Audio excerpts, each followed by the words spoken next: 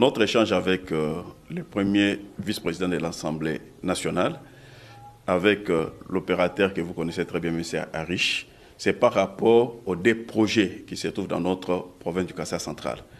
Il y a la construction d'aérogare de Kananga, qui sera financée par Modern Construction. Il y aura le deuxième projet de Chitembombo. Chitembombo, c'est avec 10 MW.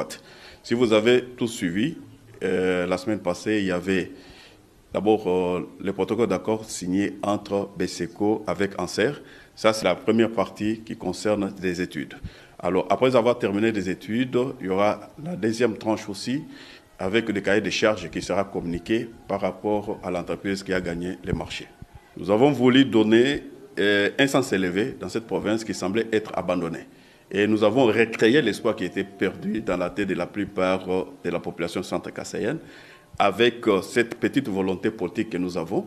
Et aujourd'hui, là, sur le plan sécuritaire, c'est vraiment au bon fixe. Il y a sur le plan des infrastructures, il y a des grandes constructions dans la province du Kassai central. La construction d'une grande université que le chef de l'État lui-même s'est mis à l'œuvre. Il y a la construction, soit la réhabilitation de l'Athénée de Kamaï, il y a la construction de la morgue. Depuis l'époque coloniale, il y avait une morgue de 9 places. Aujourd'hui, c'est 54 places. Il y a la voirie urbaine, il y a la route de Kalamambouji qui fait couler beaucoup d'encre, mais on est en train d'évoluer positivement sur la demande du chef de l'État. Et hormis d'autres projets qui vont s'en suivre d'ici là. Non, je ne peux pas dire tout ce que nous faisons, c'est avec des raisons électorales, mais c'est tout simplement cette petite volonté de la part de l'autorité de la République.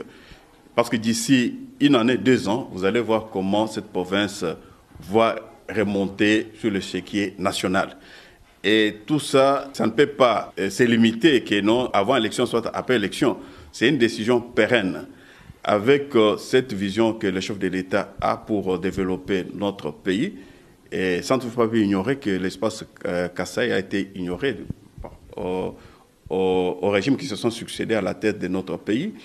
Mais aujourd'hui, là, si vous arrivez en Mbuji-Mayi, il y a de grands chantiers. Si vous arrivez au Kassai central, il y a aussi des grands chantiers.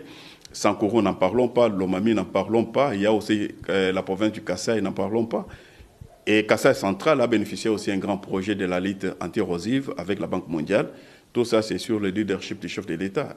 À la hauteur de 100 millions de dollars, c'est beaucoup d'argent.